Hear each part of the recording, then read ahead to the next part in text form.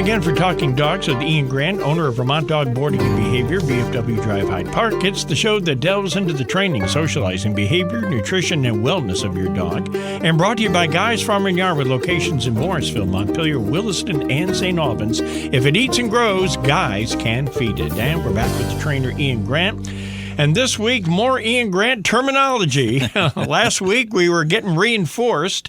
This week, it's all about elevation. And so what do you mean by elevation and how it relates to our dog? Well, in simplest terms, let's consider the couch. The couch. The couch. Okay. So for an example, May, my little Frenchie, she's about 15 inches tall. She's a little one. Foot to the top of the head, 15 inches. For her, if she was to get up on the back of our couch, I don't know, the back of it might be 3 feet high. Yeah. That's almost triple her actual height. So in the dog world, that can actually, for some dogs, make them feel a little bit more confident, make them feel a little bit more assertive, make them feel a little bit more powerful, in control. And so this is where we have to be super careful about letting dogs up on furniture. If you have a dog that is displaying a lot of unwanted behaviors, this is one of those first things that I remove, is that the dog's not allowed to be up on the back of the couch, because this is just another way. If they're barking at people coming in the door and nipping at their feet, they're controlling the situation. If they're up on the back of the couch and barking at people, they're trying to control the situation. And you can see how this is the negative pattern that starts the snowball effect. Right. And, as far as the furniture is concerned, if you have everything in place and your dog's everything that you want them to be, you can go ahead and invite them up on the furniture. I'm not going to lose sleep about it. Right. And neither should you. So there shouldn't be this blanket term of, no dogs are allowed up on furniture. But we have to be aware of, for May, 3 times her height up on the top of the couch.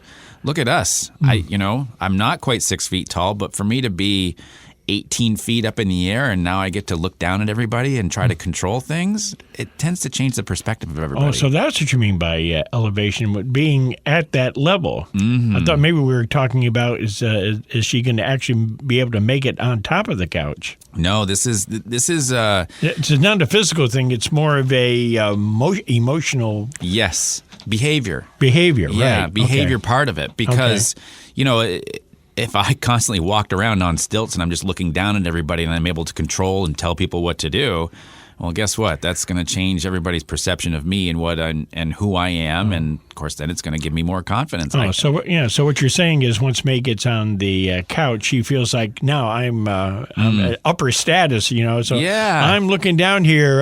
Dad, bring me my slippers, and Mom, I want to be eating right now. So, exactly. Oh, okay. So she has elevated status. Yes.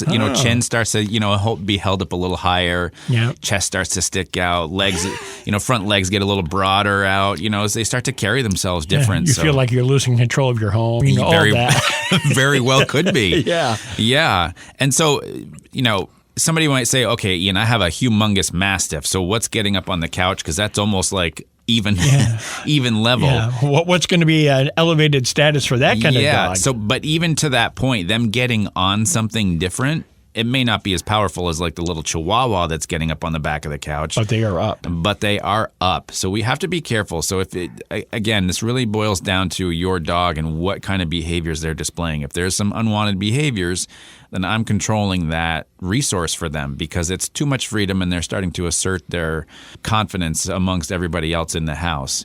Now, this is the part that I want to clarify too. I'm not saying that your dog can never, ever, ever get up on the furniture. I only want them invited up when you say so. You dictate for how long, and you should also be able to tell the dogs to get down, and that they do. If that's in place, okay, then it's fine. You can enjoy that time, that snuggle time with them. But if they're constantly, if that's their move, if you will, their MO, jumping up on the back of the couch and barking and becoming assertive, that has to be removed. Well, Tika's MO for getting on the couch is just laying down. and probably sleeping, right? Yeah, exactly. Yeah. She'll get onto the couch and she'll kind of move the cushions a little bit to her liking and then just lay down.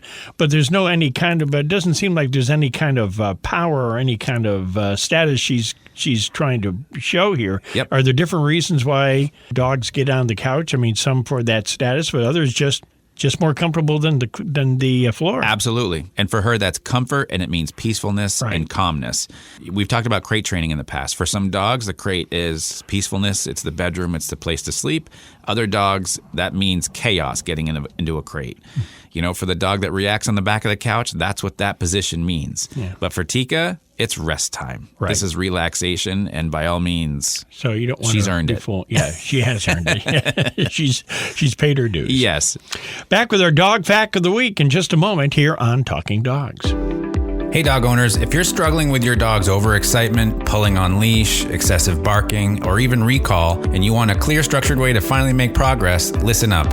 My Canines and Culture program is a 3-month transformation journey that includes weekly instructional videos, a supportive community, and live group Zoom calls where you get real-time coaching from me.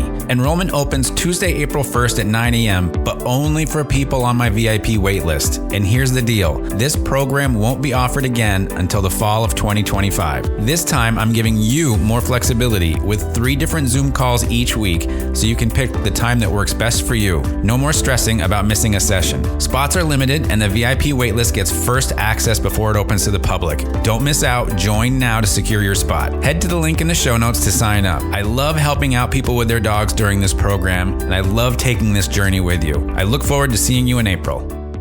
Back with Talking Dogs with Ian Grant from Vermont Dog Boarding and Behavior, VFW Drive Hyde Park. If you want to find out more about his facility, you can go to vermontdogboardingandbehavior.com.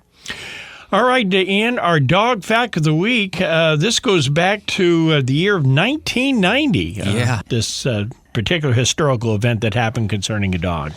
Yeah, and so, as I mentioned to you off air, I feel like I'm becoming smarter as I look up these strange, random facts, that we haven't covered, on the show. Well, and I think it's interesting to many folks on the things that dogs can do, and this one is really pretty amazing. Yeah, so we've heard of the Appalachian Trail. Yep. I think it runs from Georgia to Maine, and it's over 2,000 miles long. So in 1990, this gentleman named Bill Irwin, who was actually completely blind, walked the entire trail with his seeing eye dog.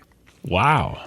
Took him about 8 months. You think about just the logistics of the walking and the trail, and it's not like this dog was trained to walk that said trail, but obviously did it. The dog was a German Shepherd. I thought this was really cool. The dog's name was Orient. Orient. Right? Meaning you have to orient yourself to I thought it was like, it's so, I don't know, it's perfect for the story here. And so I'm sure the guy there are some other people with him. I can't imagine he did this completely by himself. He's got to set up a tent and sleep and, all that kind of stuff. Find a cabin and all. I mean, how do you read reading a map? I mean, how do you do all that? The dog is a seeing eye dog, but it's not quite that. Yes.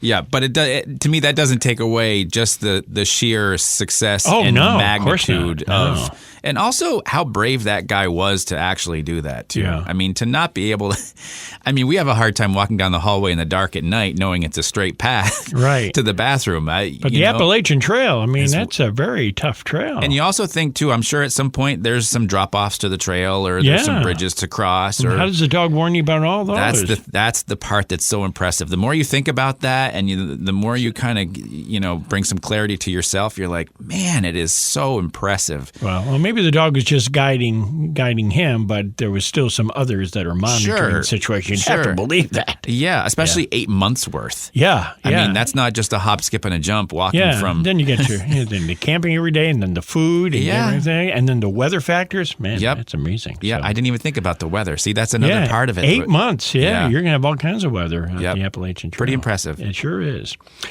Well, next week, we're going to be talking about a sneezing dog can mean playfulness. If a dog has an allergy, it's actually being playful. Might be a little different than that, but this is just an interesting subject about body language and understanding your dog during certain contexts like play. Bless you. Thank you. On Talking Dogs with Ian Grant, brought to you by Guy's Farm and Yard, with locations in Morrisville, Montpelier, Williston, and St. Albans. If it eats and grows, Guy's can feed it. And for the trainer Ian Grant, I'm Roland LaJoy, and we are Talking Dogs.